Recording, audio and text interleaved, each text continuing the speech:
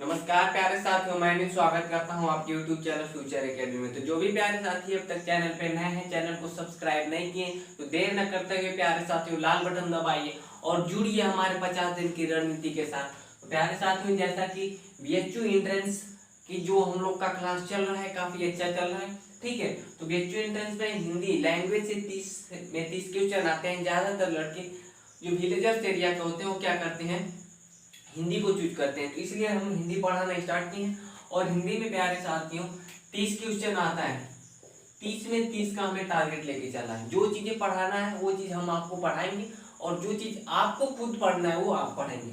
तो समास आज हम लोग पढ़ेंगे। इसके पहले प्यारे साथियों हम लोग क्या पढ़े, इसके पहले हम लोग वर्णमाला पढ़े, वो क्लास काफी अच्छी लगी हो, ठीक है। और प्यारे साथियों अब तक जो भी क्लास आप नहीं देखे वो डिस्क्रिप्शन में जाके देखें, सारी वीडियो की लिंक आपको डिस्क्रिप्शन बॉक्स में मिल जाएगी।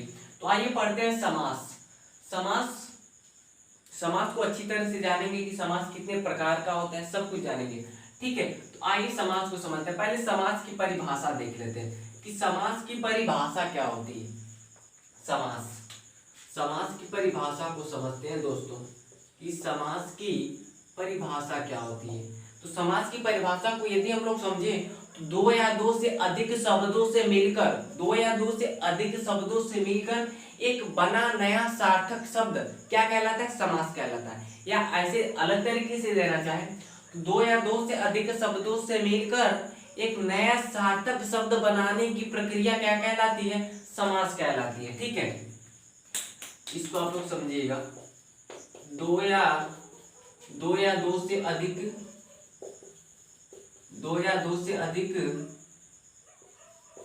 शब्दों से मिलकर बने नए सार्थक शब्द को क्या कहते हैं, समास कहते हैं, ठीक है, समझिएगा। दो या दो से अधिक शब्दों से मिलकर बने नए सार्थक शब्द को क्या कहते हैं, समास कहते हैं। दो या दो से अधिक शब्दों से मिलकर बने नए सार्थक शब्द को या बने नए सार्थक शब्द के प्रक्रिया को क्या कहते हैं, समास कहते हैं, ठीक है। तो समास के प्रकार से जानने से पहले दोस्तों हम लोग कुछ और चीजें जान जाते हैं। और अब तक जो भी लोग चैनल को सब्सक्राइब नहीं किए, लाइक नहीं किए तो लाइक जरूर करें, क्योंकि ये क्लास आपको बहुत अच्छी तरह से पसंद आने वाली है, ठीक है। हम लोग समझते हैं किसको, हम लोग समझते हैं समासिक पद को। सामासिक पद क्या होता है दोस्तों कि समास के नियम से बने पद को क्या कहते हैं, सामासिक पद कहते हैं या समस्त पद कहते हैं। देखिएगा, समास के नियम से बने पद को क्या कहते हैं, समासिक पद, ठीक है। समास के नियम से बने पद को क्या कहते हैं, समासिक पद। इसका मतलब क्या है दोस्तों, जैसे हम लोग इधर देखिएगा, हम लोग लिखेंगे यदि कि राजा का कुमार आ रहा है, ठीक है। और दूसरे लाइन में लिखें कि राजकुमार आ रहा है। क्या लिखें, राजकुमार आ रहा है। तो आपको कौन अच्छा लग रहा है और आपको क्या होता है, ठीक है, आपको कौन सा वाक्य यहाँ पे अच्छा लग रहा है, या आपको ये सुटेबल लग रहा है कि, तो मैं उम्मीद करता हूँ कि ये सुटेबल लग रहा है। तो यहीं से समास की उत्पत्ति होती है कि समास का मतलब संक्षिप्तीकरण होता है, ठीक है। यहाँ पे हम लोग क्या, राजा का कुमार करने का मतलब, या तो हम लोग बोल सकते हैं कि राजकुमार आ रहा है, वही बात होगी, लेकिन ये कहने पे क्या है, ये गलत होगा, इसलिए इसे क्या कहेंगे, ये हम लोग का सामासिक पद हो गया। नेक्स्ट हम लोग समझते हैं किसको, हम लोग समझते हैं समास विग्रह को। सामासिक पद, अब किसको समझते हैं, समास विग्रह को। किसको समझते हैं दोस्तों, समास विग्रह। विग्रह का मतलब क्या होता है, विग्रह का मतलब होता है अलग, और समास विग्रह का मतलब होता है कि समास का अलग होना, मतलब समास के पदों का अलग अलग होना क्या कहलाता है, समास विग्रह। समास के पदों का अलग होना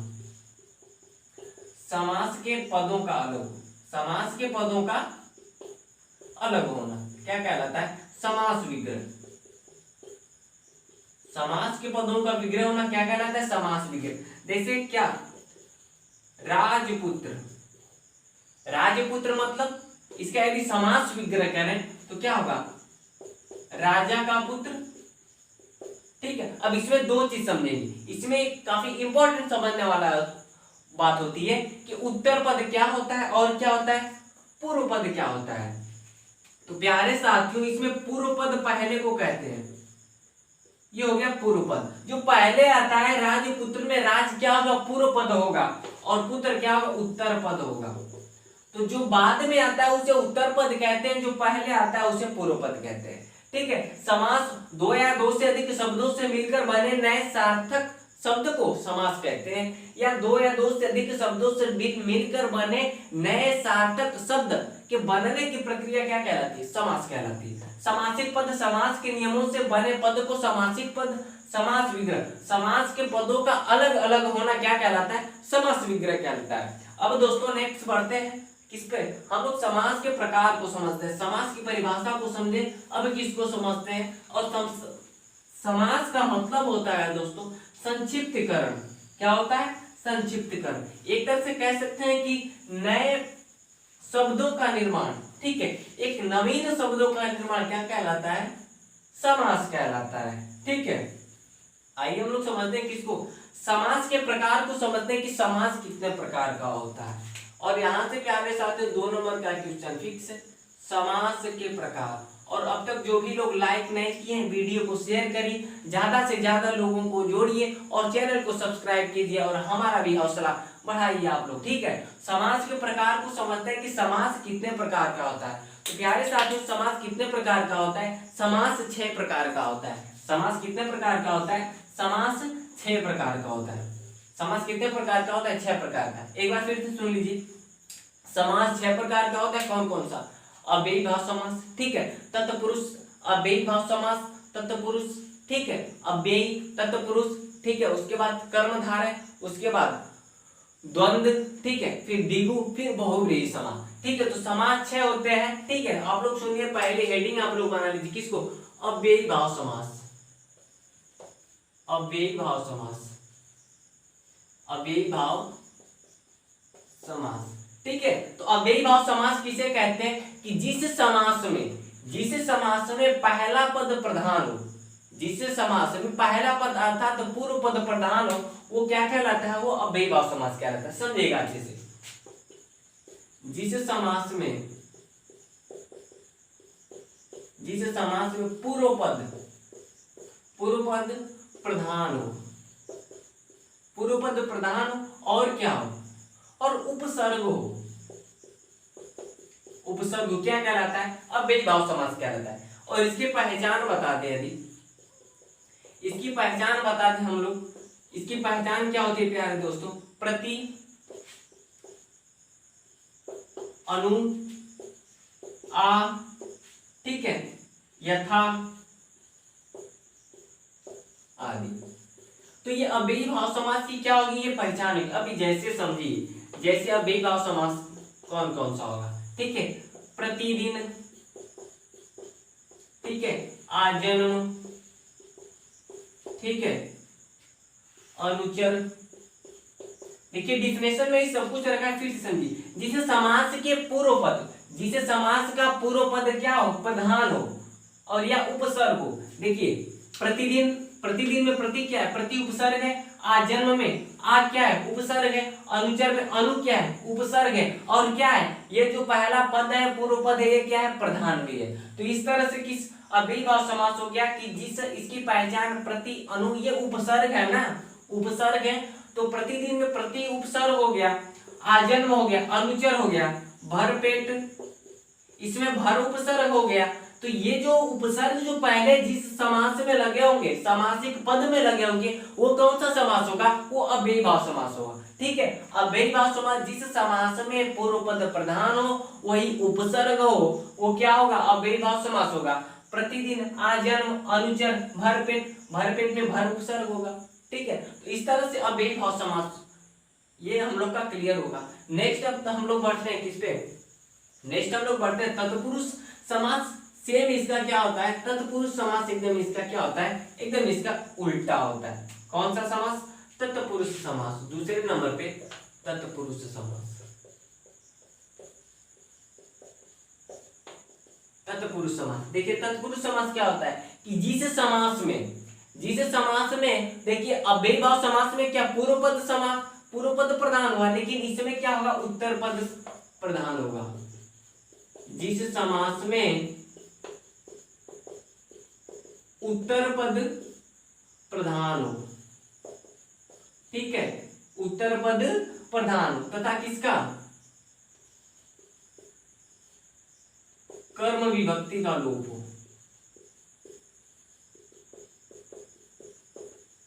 कर्म विभक्ति का क्या हो, लोप हो, उसे क्या कहते हैं, उसे कहते हैं तत्पुरुष समास। ठीक है, उसे क्या कहते हैं दोस्तों, उसे कहते हैं तत्पुरुष समास। यहाँ पे कर्म विभक्ति नहीं होगा, कारक विभक्ति होगा। ठीक है, कर्म विभक्ति देखिए यहाँ पे कारक विभक्ति, इसको हम अच्छे से एक्सप्लेन कर रहे हैं। कारक विभक्ति का लोप हो। ठीक है, एग्जांपल देंगे अभी समझ में आ जाएगा। जिसे समास में उत्तर पद प्रधान हो और क्या हो, कारक विभक्ति का लोप हो। ठीक है, जैसे कारक विभक्ति का मतलब कर्म का भी लोप होगा, कर्म विभक्ति का भी लोप होगा, करण विभक्ति का भी लोप होगा, संप्रदान का भी लोप होगा, आपादान का भी लोप होगा, संबंध का भी लोप होगा। ठीक है, तो इस तरह से कारक विभक्ति का लोप हो तत्पुरुष समास कहलाता है। जैसे समझिएगा, जैसे देखिएगा, जैसे राजपुत्र का यदि समास विग्रह करते हैं तो क्या होगा, राजा का पुत्र, इसमें क्या का शब्द का लोप हुआ। ठीक है, राजकुमार, राजा का कुमार, किसका लोप हुआ, का शब्द का विभक्ति का लोप हुआ। ठीक है, रचनाकार मतलब रचना करने वाला। ठीक है, रचना को करने वाला, तो इसमें कर्ता ने कर्म को विभक्ति का लोप हुआ। तो इस तरह से कौन सा, ये तत्पुरुष समास हो जाएगा। जिस समास में उत्तर पद प्रधान हो और कारक विभक्ति का लोप हो उसे क्या कहते हैं, तत्पुरुष समास। कारक विभक्ति में कर्म भी आ जाएगा, करण भी आ जाएगा। ठीक है, जैसे करण की बात करें, कर्ता ने कर्म को करण से, जैसे कहें कि भयाकुल, मतलब भय से आकुल।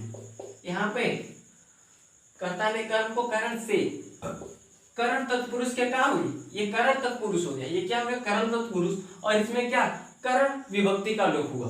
तो इस तरह से तत्पुरुष समास जिस समास में उत्तर पद प्रधान हो तथा कारक विभक्ति का लोप हो, जैसे एग्जांपल देकर हमने आपको समझाया। और प्यारे साथियों, अब तक आप चैनल को सब्सक्राइब लाइक नहीं किए हैं तो कीजिए और शेयर भी करिए। ठीक है, तो अव्ययी भाव समास तत्पुरुष समास के बाद आता है कौन सा, हम लोग का आता है अब कर्मधारय समास। कौन सा समास आएगा दोस्तों, अब हम लोग का आएगा दोस्तों कौन सा, कर्मधारय समास। इसको अच्छे से समझिएगा आप लोग।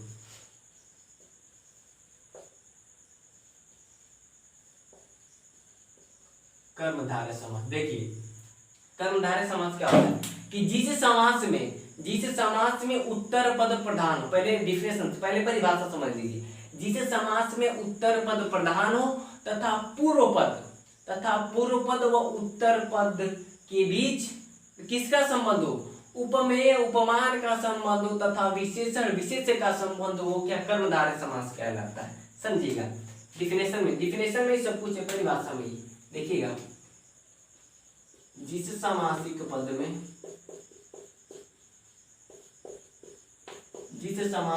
में उत्तर पद प्रधान हो, जिस समासिक पद में उत्तर पद प्रधान हो तथा पूर्व पद व उत्तर पद में विशेषण विशेष्य का संबंध हो,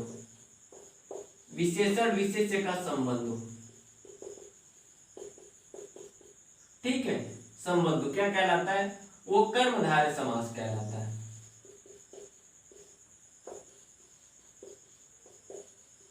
समझिएगा आप लोग, एकदम अच्छे से बताएंगे, एकदम क्लियर हो जाएगा। ठीक है, कर्मधारय समास जिस समास में उत्तर पद प्रधान हो तथा पूर्व पद व उत्तर पद के मध्य किसका संबंध हो, विशेषण विशेष का संबंध हो। ठीक है, विशेषण विशेष को समझिएगा। जैसे लड़का मोटा है, लड़का मोटा है, तो इसमें जो लड़का है जिसकी विशेषता बतलाई जा रही है वो विशेष्य होगा। इसमें लड़का क्या होगा, इसमें लड़का संज्ञा क्या होगी, इसमें विशेष्य होगा। और मोटा क्या होगा, मोटा क्या होगा, मोटा विशेषण होगा। मोटा क्या होगा दोस्तों, मोटा विशेषण होगा। ठीक है, लड़का मोटा है में लड़का जिसकी विशेषता बतलाई जा रही है वो विशेष्य होगा, और इसमें विशेषण कौन होगा, विशेषण मोटा होगा। ठीक है, अब देखिए इसको अच्छी तरह से समझ आते हैं। ठीक है, अब इसका जैसे एग्जांपल देखेंगे तो समझ में आएगा। जैसे चरण कमल, चरण कमल मतलब कमल के समान चरण। कमल के मतलब कमल को किसके, कमल को चरण के समान बताया जा रहा है। मतलब इसकी जो विशेषता है, इसके किसके, कमल की जो विशेषता है वो चरण के समान बताई जा रही है। चरण कमल, कमल के समान चरण। ठीक है, इस तरह से हम लोग का, जैसे एक और एग्जांपल देख लीजिए आप, परमानंद, परम है जो आनंद, परम है जो आनंद। ठीक है, इसमें इसकी पहचान की बात करें, इसकी पहचान जब हम समास विग्रह करेंगे इसका, किसका, कर्मधारय समास का, तो इसमें के समान शब्द बार बार आएगा। ये जो के समान वर्ड है ये बार बार आएगा दोस्तों। ठीक है, जैसे चरण कमल, कमल के समान चरण, मतलब किसको, कमल को चरण के समान बतलाया जा रहा है, इसलिए क्या होगा, एक कर्मधारय समास होगा। तो अव्ययीभाव समास पढ़े, तत्पुरुष पढ़े, कर्मधारय समास पढ़े, अब किसको पढ़ेंगे, अब हम लोग पढ़ेंगे द्विगु समास को। और दोस्तों अब तक आप चैनल को सब्सक्राइब लाइक शेयर नहीं किए तो ज्यादा से ज्यादा दोस्तों को जोड़िए, सब्सक्राइब करिए, और सारी अब तक जो भी वीडियो आप नहीं देखे हैं उसकी लिंक डिस्क्रिप्शन बॉक्स में आपको मिल जाएगी दोस्तों। ठीक है, अब हम लोग कौन सा पढ़ेंगे, द्विगु समास। द्विगु समास, इसमें समझिएगा कि जिस समास का पद, ठीक है, जिस समस्त पद का पूर्व पद, समास का पद मतलब जिस समस्त पद या समासिक पद, जिस समस्त पद का पूर्व पद अर्थात पहला पद क्या हो, संख्यावाचक हो, उसे क्या कहते हैं, उसे द्विगु समास कहते हैं। समझिएगा, जिस समास जिस समस्त पद में, जिस समस्त पद में, जिस समस्त पद में पूर्व पद क्या हो, संख्यावाचक हो, पूर्व पद संख्यावाचक हो। और दोस्तों आप लोग सारी क्लासें जितनी हमारी हो रही है उसके नोट्स बनाते जाइए, क्योंकि मैं जो आपको सारी बुक को एकदम उसमें से अच्छे से कंटेंट्स निकालता हूँ और आप लोग के सामने रखता हूँ। तो आप लोग सारी नोट्स बनाते जाइए, और मैं एकदम आप लोग भगवान से प्रार्थना करता हूँ कि भगवान आपको इतनी शक्ति दे सरस्वती माता कि आप लोग क्या करिए कि आप लोग रिवीजन करते रहें, क्योंकि बिना रिवीजन के कुछ होने वाला है। रिवीजन करते रहे, जितना पढ़िए 2 दिन बाद उठिए फिर से उसको पूरा लिख डालिए, रिवीजन करिए, मतलब अपने तरीके से उसका क्या, उसको पूरा एकदम रिवीजन कर जाइए। ठीक है, आइए बात करते हैं किस पे, द्विगु समास। जिसे समस्त पद में पूर्व पद संख्यावाचक हो द्विगु समास कहलाता है। द्विगु समास कहलाता है। ठीक है, पूर्व पद का मतलब पहला पद। इसका जैसे में आप लोग समझिएगा, जैसे में चौराहा, 4 राहों का समूह, 4 राहों का समूह, इसी को तो चौराहा बोलते हैं। ठीक है, जहां चारों तरफ से कोई सड़कें या जो कुछ भी आके क्या एक जगह मिलती है उसी को चौराहा बोलते हैं। या तिरहा, ये भी यहाँ 3 आती है। ठीक है, तो ये चौराहा जो हमारा पूर्व पद है ये क्या है, ये संख्यावाचक है। दूसरे नंबर पे ले लेते हैं सप्त सिंधु, मतलब 7 सिंधुओं का समूह, 7 सिंधुओं का क्या, 7 सिंधुओं का समूह। त्रिलोक, 3 लोकों का समूह, या कह सकते 3 लोक का समाहार।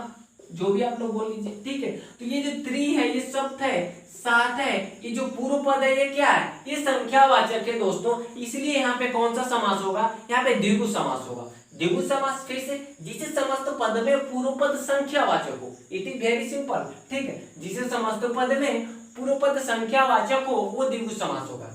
चौराहा, सप्त सिंधु, त्रिलोक, ठीक है, नवरात्रि, ठीक है। तो मतलब पहला पद क्या होना चाहिए, संख्यावाचक होना चाहिए, ठीक है।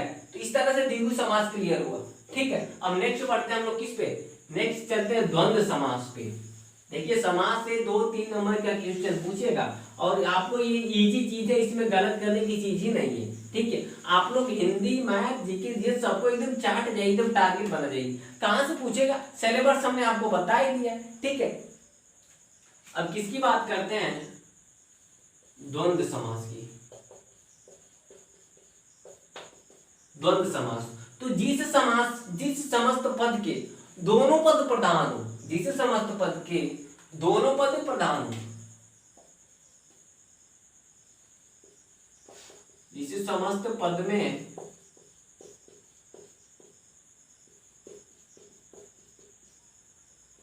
दोनों पद प्रधान हो, तथा क्या होता है कि तथा इसमें क्या हो, ये एक दूसरे के पूरक हो, ये एक दूसरे के विरोध हो, विपरीत हो, एक दूसरे के विपरीत हो। देखिए इसमें बहुत सारी चीजें आपको बताएंगे, विपरीत हो, पूरक हो, पूरक हो, और क्या, बीच में संयोजक चिन्ह लगा हो, ठीक है, बीच में संयोजक चिन्ह लगा हो, बीच में संयोजक चिन्ह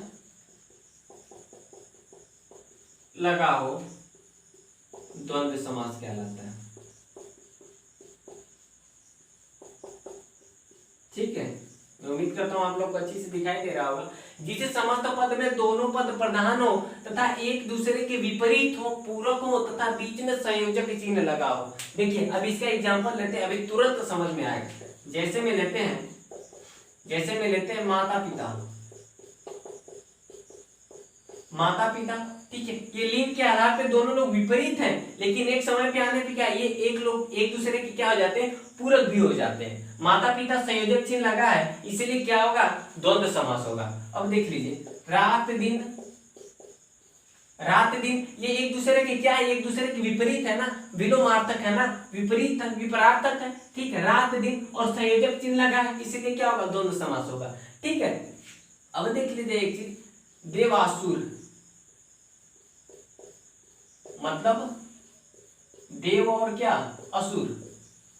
तो इसमें क्या, ये तो आप ये नहीं निश्चित किया गया कि जिसमें संयोजक चिन्ह लगा होगा वही द्वंद्व समास होगा। यहाँ पे देवासुर, इसमें देव और असुर, देव और असुर, इसमें ये देवासुर, ये बहुत इंपॉर्टेंट क्वेश्चन है।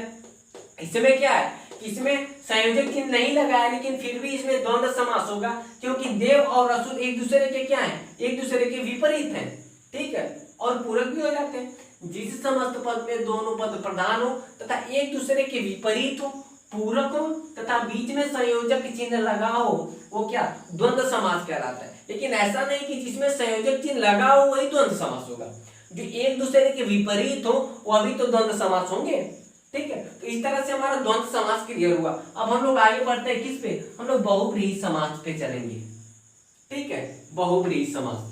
और दोस्तों अब तक जो भी आप लोग सब्सक्राइब, लाइक, शेयर नहीं किए हैं तो करते रहिए प्यारे साथियों, क्योंकि आप लोग के लिए एकदम अच्छे से अच्छे मेहनत करके कंटेंट्स, अच्छी से अच्छे बुक में से जो अच्छे अच्छे एग्जाम्पल होते हैं उसको लाते हैं। आप लोग हुबहू एक आध तो आप लोग मेरी क्लासेस, सारी क्लासेस लेंगे तो आपको सारे कुछ एग्जाम्पल आपको एकदम हुबहू मिल जाएंगे, ठीक है। और पिछले प्रीवियस ईयर के क्वेश्चन को भी मैंने सॉल्व किया, जो कि पिछले 10 ईयर का आप क्वेश्चन सॉल्व करते हो तो उसमें से भी आपको कुछ क्वेश्चन एकदम हुबहू सेम टू सेम मिल जाएंगे, जीके और जीएस के, ठीक है। नेक्स्ट चलते हैं किस पे, बहुव्रीहि समास पे। और आप लोग अच्छे से मेहनत करिए, ठीक है, मेहनत से घबराइए मत, मेहनत करने से घबराइए मत। और लॉकडाउन जैसा कि चल रहा है, कुछ करना भी नहीं, कहीं रिलेशन, शादी विवाह कहीं पे नहीं जाना है, ठीक है। आइए किस पे चलते हैं, बहुव्रीहि समास पे चलते हैं।